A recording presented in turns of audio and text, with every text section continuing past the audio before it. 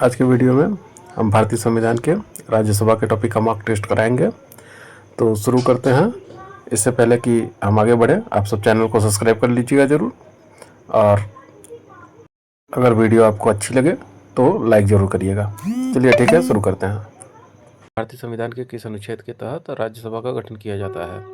तो देखिएगा, अनुच्छेद 80 के अंतर्गत राज्यसभा का गठन किया जाता है, और अनुच्छेद 81 जो है इसके अंतर्गत लोकसभा के गठन का प्रावधान है। तो हमारा ऑप्शन होगा ऑप्शन सी, अनुच्छेद 80। चलिए हम अगला क्वेश्चन देखते हैं अपना। हमारा जो अगला क्वेश्चन है वो है, राज्यसभा में अधिकतम सदस्यों की संख्या कितनी निर्धारित की गई है? तो राज्यसभा में अधिकतम सदस्यों की संख्या है 250, जिसमें से 238 निर्वाचित होते हैं। ठीक है।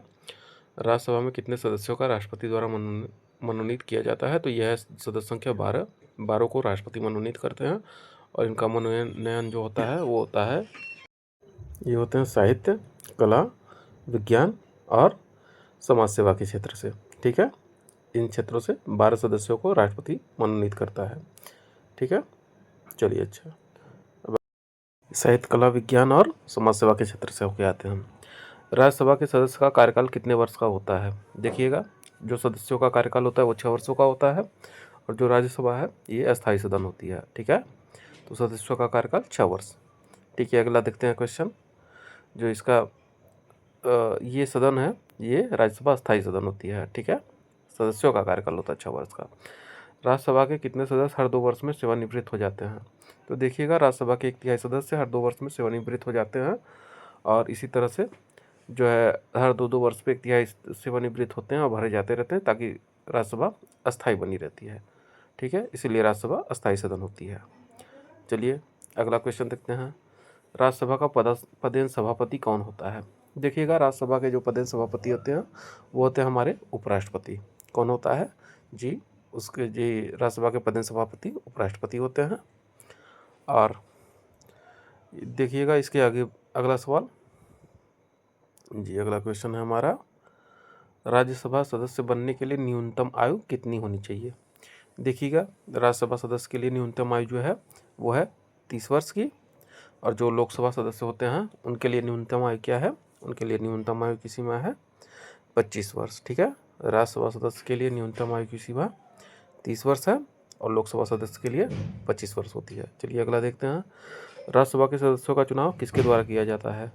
देखिएगा, राज्यसभा के सदस्यों का चुनाव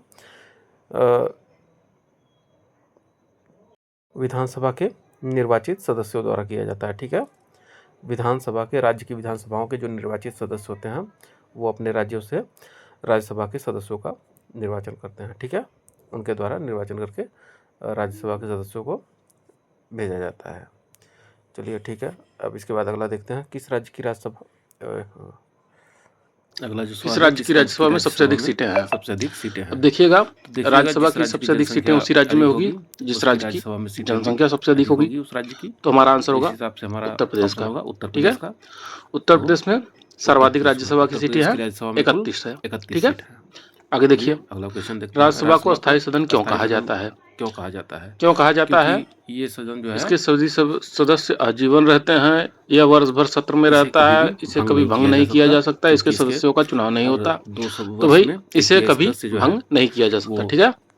क्योंकि इसके जो है 1/3 सदस्य हर 2 वर्ष में सेवानिवृत्त हो जाते हैं, उनकी जगह दूसरे भरे जाते हैं। इस तरह से तो इसे ये हमेशा चलता रहता है, कभी भंग नहीं होता। चलिए आगे देखते हैं। यदि राज्यसभा किसी धन विधेयक को रोकती है तो उसे अधिकतम कितने दिनों तक रोक सकती है? देखिए, राज्यसभा किसी भी धन विधेयक को अधिकतम 14 दिनों तक, ठीक है, अधिकतम वो 14 दिनों तक ही रोक सकती है। ठीक है। अगर धन विधेयक उसे पास करके मिल गया है तो वो अपने पास ज्यादा से ज्यादा 14 दिनों तक ही रोक सकती है। चलिए इसके आगे, राज्यसभा का सभापति अपना त्यागपत्र किसे सौंपता है? तो देखिए, राज्यसभा का सभापति अपना त्यागपत्र किसको सौंपता है? ठीक है। इसको देखिएगा, इसका राज्यसभा का सभापति अपना राष्ट्रपति को, राष्ट्रपति ठीक है, सौंपता है। यह राष्ट्रपति को अपना इसके जो सभापति होते हैं वो त्यागपत्र सौंपता है, होते हैं, क्योंकि ये राज्यसभा का जो सभापति होता है वो उपराष्ट्रपति होते हैं, उपराष्ट्रपति पदेन सभापति होते हैं। ठीक है। तो अगला क्वेश्चन है हमारा, और ये अपना इस्तीफा राष्ट्रपति को देते हैं। चलिए आगे देखते हैं।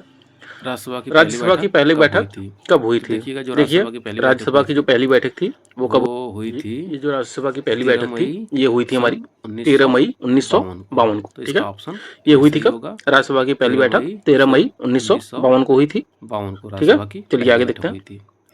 राज्यसभा की गणपूर्ति के लिए कितने सदस्यों की उपस्थिति अनिवार्य है? देखिए गणपूर्ति के लिए कम से कम जो सदस्यों की संख्या होनी चाहिए जो है ये अनिवार्य होता है। कम से कम जो सदस्यों की संख्या होनी चाहिए, तो इसका जो ऑप्शन है वो होगा, जो सदस्यों की संख्या होगी वो कुल सदस्य संख्या का 1/10 होगा। ठीक है, कोरम है, यही लोकसभा में भी है, 1/10 सदस्य उसकी कोरम संख्या होती है कम से कम। ठीक है, तो चलिए आगे देखते हैं। राज्यसभा का उपसभापति किसके द्वारा चुना जाता है?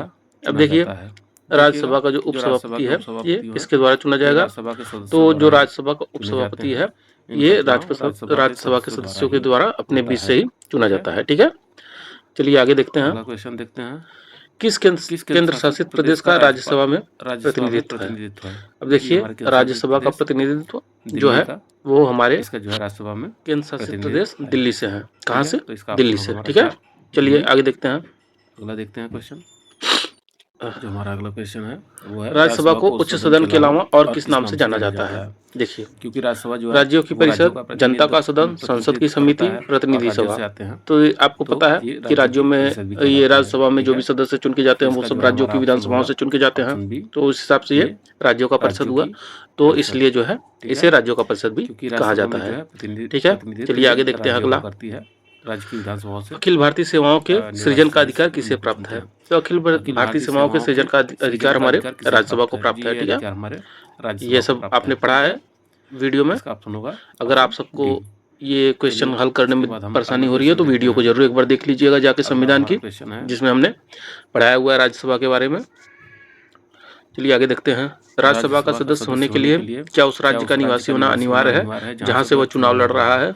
देखिएगा, तो देखिए इस क्वेश्चन के हिसाब से जो कह रहा है ये तो, लेकिन ये बात है कि राज्यसभा वो जहाँ से चुनाव लड़ रहा है जिस राज्य से, उस राज्य का उसे निवासी होना अनिवार्य नहीं है। ठीक है, ऑप्शन डी नहीं, यह अनिवार्य नहीं है। इसके आगे देखते हैं, याद रखिएगा राज्यसभा का सदस्य जिस राज्य से चुनाव लड़ रहा है उस राज्य का उसे निवासी होना अनिवार्य नहीं है। चलिए आगे देखते हैं। यदि सभापति और उपसभापति दोनों अनुपस्थित रहे तो राज्यों की अध्यक्षता कौन करता है?